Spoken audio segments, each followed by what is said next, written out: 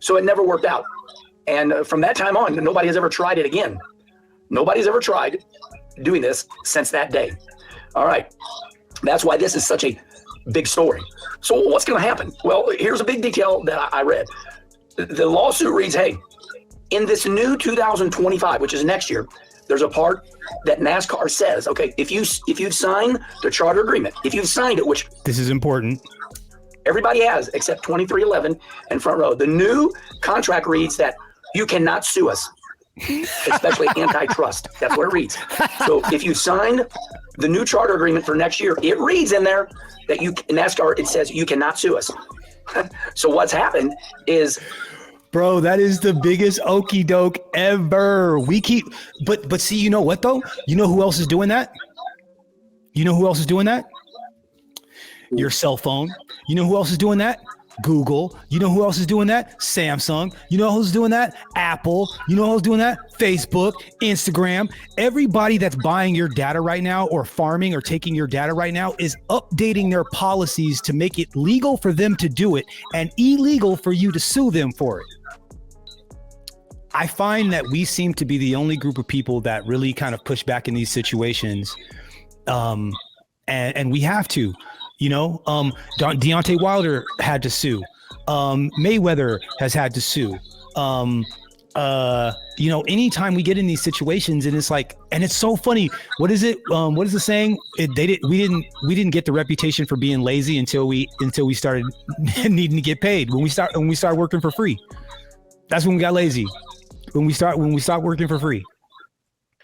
Again, funny how that works. Right? It's like, oh, you're lazy. But see, and the reason why I made that statement a second ago is so that I could say this. It seems as though there's like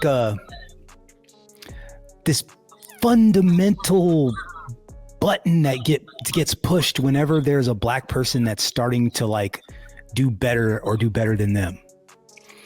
And like this pocket watching culture. It's like they gotta lynch the rich black guy. Like you just can't. It's like the aversion to us having money or being successful is really interesting because it sounds good at, you know, right? It sounds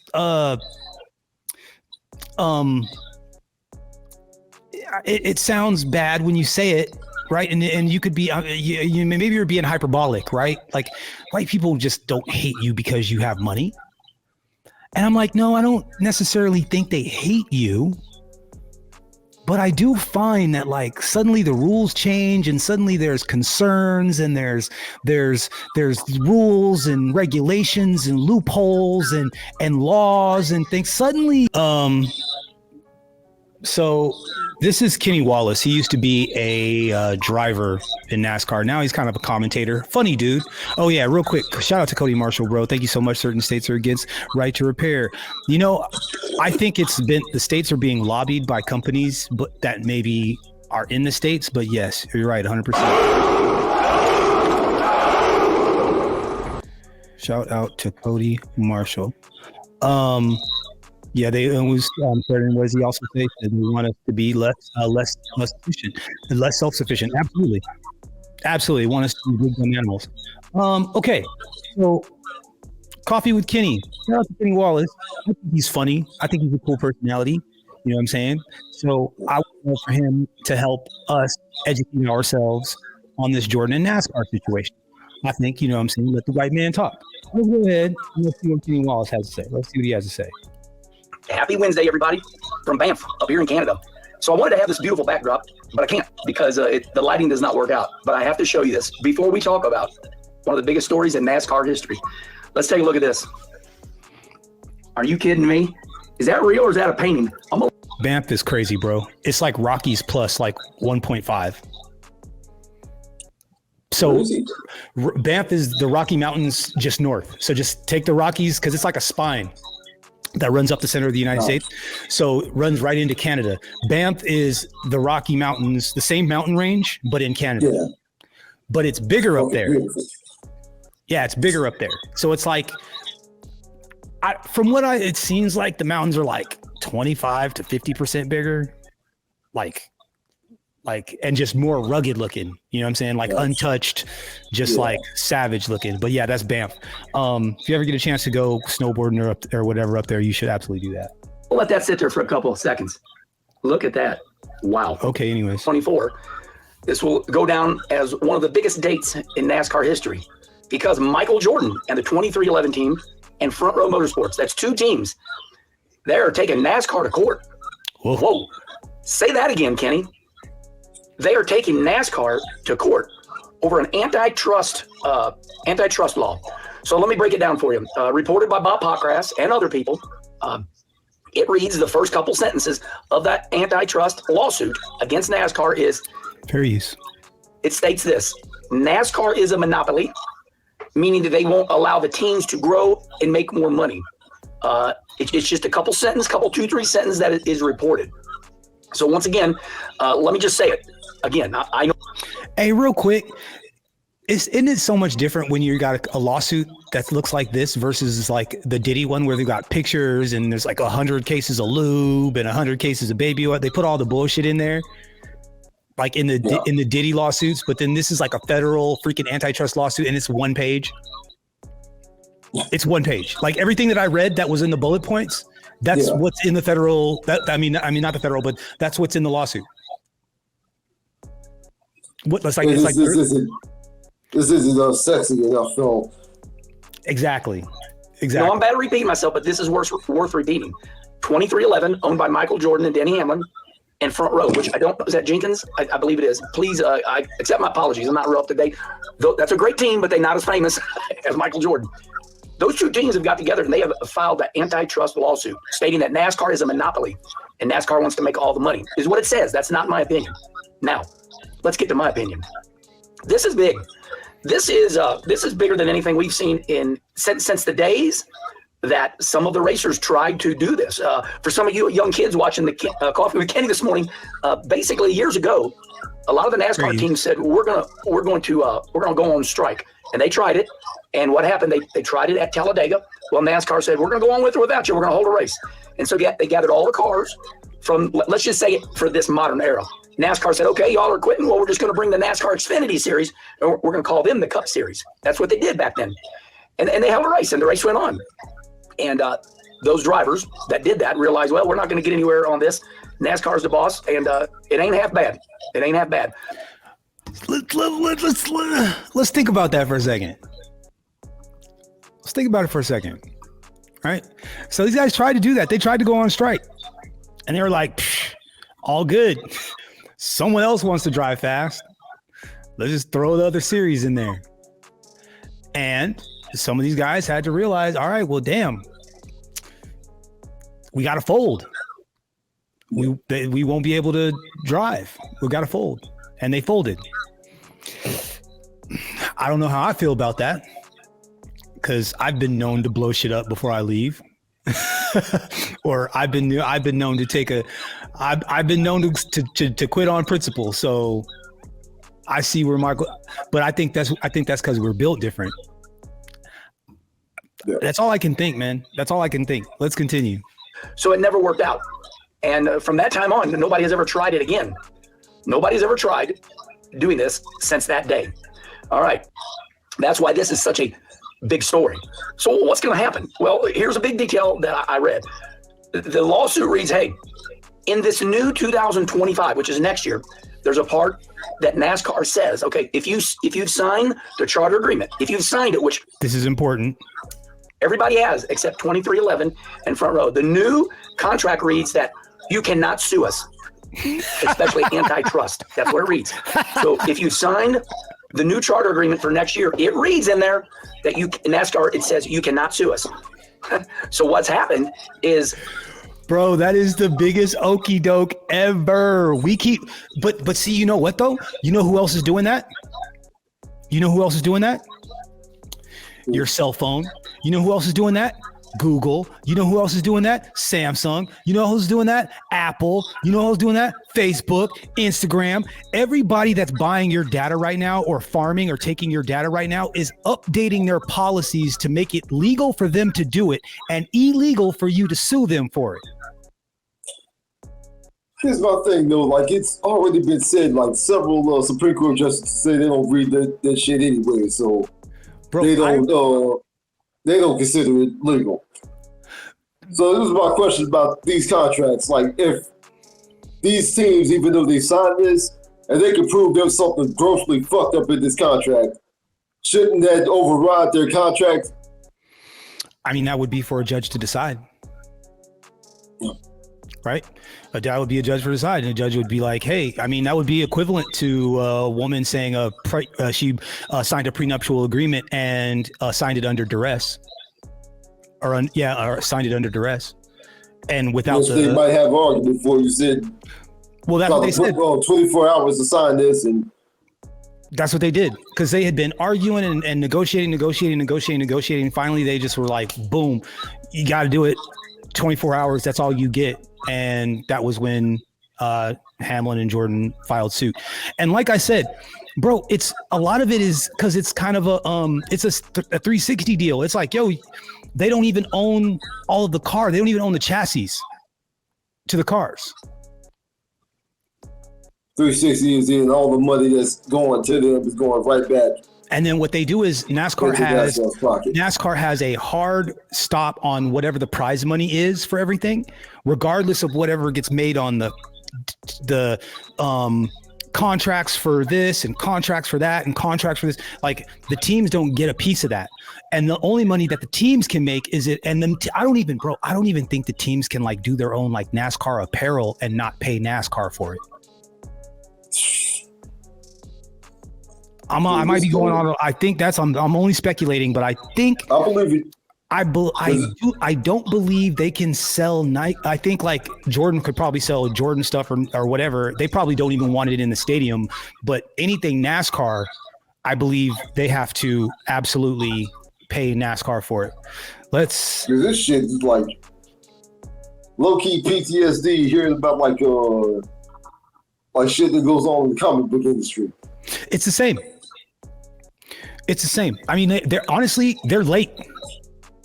Like they've managed to keep it the way that it was for a very long time. Probably because it is kind of the good old boys, right? Because here's what happens, bro. Don't nobody question the money for real until a black person comes in. And then they're like, funny how that works. They're like, wait a minute. How much are we paying? How much is he making? Are we paying too much? Is he paying too little? Like what? Wait, hold on. That's when people start to switch up. It's in the music business, it's the same thing. Boxing, it's the same way. Bro, all these promoters weren't. Man, it's more basic than that. And a few years back, my mom was working at a nursing home that apparently they were having some issues. They had somebody from state like go to like inspect the place or whatever. My mom she had across the 300 just when they like first came out or whatever. Mm-hmm. And she's like on the way into the building to start a shift or whatever.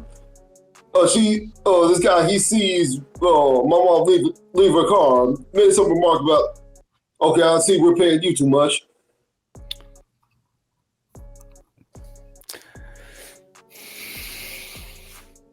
Bro. I had to go outside like, motherfucker, I was married to a fucking military vet. Ass. Bro, I'm not. I deal with a lot of. I have business relationships with a lot of non-melanated people, and recently, a lot of these people have been inquiring about this channel, and and I've kind of been in the back of my head being like, "Am I?" As it deals, do you need to keep something on you type? And I'm like, am I cutting off my nose to spite my face by even having this conversation? You know what I'm saying? Like even by making this observation, by speaking it in, am I? And guess what? It is what it is. It is what it is, player. Like, it's the truth. If there's something that needs to be said and somebody wants to feel bad about it, it ain't about to be me. I'll stand on everything. I want to go on record, because you know what? There's another thing that's happening in the world, and I've been having an opinion about it, and I've been around a whole bunch of people that aren't going to like my opinion. This is what I will say about foundational Black Americans. We do not care about burning this bitch down.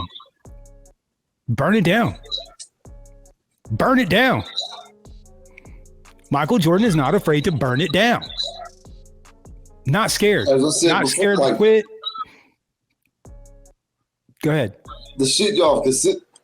The only occasion I can think of in which our military is bombed, dropped explosives domestically, has been on us. Yeah. Yeah. Hell holds no surprise for us. Bro, I keep asking people, I'm like, do you ever leave space for the idea that we might be the bad guy? Like, we might be the bad guy. Like, it might be us. We might be the bad guy. There is a strong possibility that we are the bad guy. We're gonna come back. Anyways, I find that we seem to be the only group of people that really kind of push back in these situations. And we have to, Deontay Wilder had to sue. Mayweather has had to sue. Anytime we get in these situations, and it's like, and it's so funny. What is it? What is the saying? We didn't get the reputation for being lazy until we started needing to get paid. When we start working for free, that's when we got lazy. When we stopped working for free. Again, funny how that works. Right? It's like, oh, you're lazy, but see, and the reason why I made that statement a second ago is so that I could say this.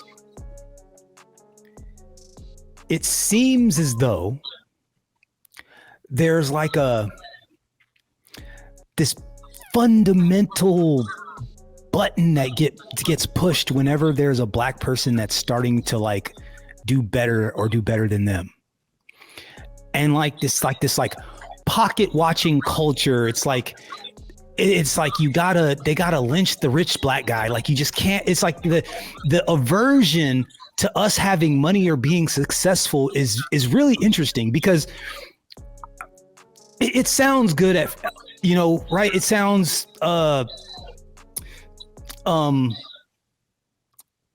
it sounds bad when you say it. Right. And you could be, maybe you're being hyperbolic, right? Like, white people just don't hate you because you have money. And I'm like, no, I don't necessarily think they hate you. But I do find that, like, suddenly the rules change, and suddenly there's concerns, and there's rules and regulations and loopholes and laws and things. Suddenly everybody wants to follow rules and shit when we got the money. Or when we have opportunity, there's all, you know what I mean? Like, am I? Yeah. And again, I'll bring it to a smaller level. The story I've told before. Hear somebody say, the great Eddie Griffin said, "Black man, you want to scare the hell out of white people? Read the book in public." But clearly, he's exaggerating. Clearly. But I get the idea, yeah. Yeah. It's like until I'm sitting in the break room reading a book about running our business online. A white guy I've seen around in the building before hasn't talked to me before or since this incident. Decides randomly approach me, introduce himself. What are you reading? Fascinating. That is fascinating. I wish I could have seen that interaction. And I wish I was reading something fucked up. I would have loved to ask that. The White Man is the Devil by Khalid Muhammad. Something just diabolical. And just look at him with like a deadpan, like 1,000-mile stare. Yeah. You know what I'm saying? Dare him to say something. Shout out to Cody Marshall. I can't stand people pocket watching, bro. I can't either. Not pocket watching in a positive, like, yo, my man did this or did that in a positive way. I don't mind positive pocket watching. Yeah, celebrate the come up. Yeah, that's Yeah, cool. but like negative pocket watching is lame. It's lame. It's lame. It's lame, bro. How did you get yours? What did you do? Shit, man, I don't know nothing about that. But like, I do this over here. Do you think if I applied that same logic to my business over here, you think I could do it just as well? Dope. You know what? I mean, do you have a couple minutes? Can you help me out? Can I pay you for an hour of your time? Like, yo, can you kick a little knowledge to me? Just tell me about the first time you did it or you got started. Right? Like those are the conversations. Those are the questions that need to be had. Those are the questions that need to be had. Not like, oh, that bitch, you got us for $100 million a year. Fucking around. He ain't helping black people. He ain't helping his community. Freaking, he's probably dating a white woman. With 11 times out of 10 because the community didn't help him. Yeah. Right? It's like, come on, man. But shout out to Cody Marshall, bro. Never get that off his phone. You can't win. You can't win. Can't break even, and you can't get out of the game. You can't. That was such a appropriate, relevant song. We were talking about the Scarecrow song on from Wiz. Yeah. And I think Michael Jackson is singing it. Yeah. Yeah, Michael. Yeah, like, which is that in and of itself, man. Come on, man. Like. Michael.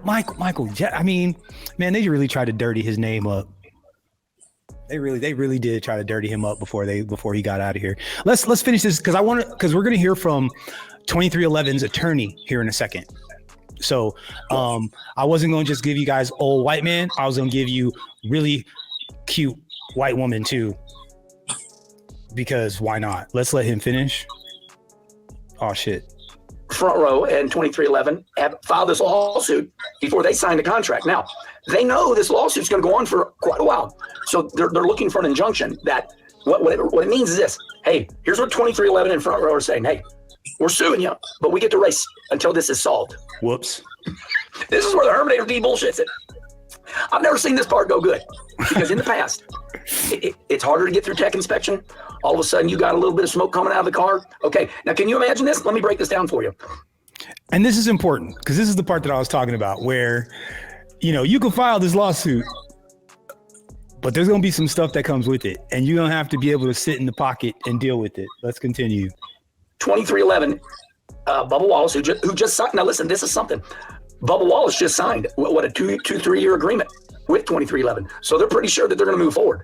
Let me remind you that. There's a lot of nuances. There's a lot of nuances in this deal that the Herminator's breaking down. So I told you 2311, Front Row, they're saying, okay, NASCAR, we're going to court. We're going to sue you, but you're going to allow us to keep racing next year in 2025.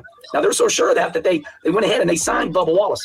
They keep racing, okay? Now, respond right here. This is where you all become more involved with Front Row. I know Front Row's hired some new drivers. I believe Michael McDowell is leading there, and he's going to Spire or somewhere. I don't know everything, so respond right here. You're part of the conversation. Yes, you are. You're part of the conversation. I'm not a reporter. He said, yes, you are. So we're just talking about. Imagine this now. You're 2311, you're Front Row, and you just took NASCAR to court. And by the way, you're like, okay, listen, NASCAR, we're suing you. We want more money. And by the way, you're going to let us keep racing in your series. That's big boy stuff. That's big boy stuff. So we're going to see if it plays out. But I'm telling you, here's where the Herminator opinion comes in. I've seen this movie before. It don't play out real good. Can you imagine Tyler Reddick, who drives for 2311? Can you imagine Bubba Wallace? They're out there leading the race. I just don't see it. He's like, basically, they're like, yo, they're not gonna let them pay. Like somehow their tires are gonna get, be, you know what I'm saying? The sidewall is gonna be weak. It's gonna get a bubble in it. Like all the oil in there. They're gonna. Was it go full deal hard? Yes.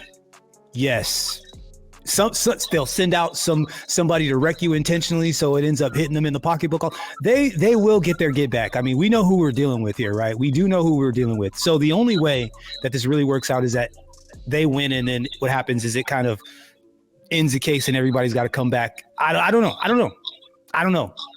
This is an interesting situation, to say the least. But I think the part that really got me going is that it is a black man, is a foundational black American that finally was like, yo, no, I am not signing this contract. Absolutely not.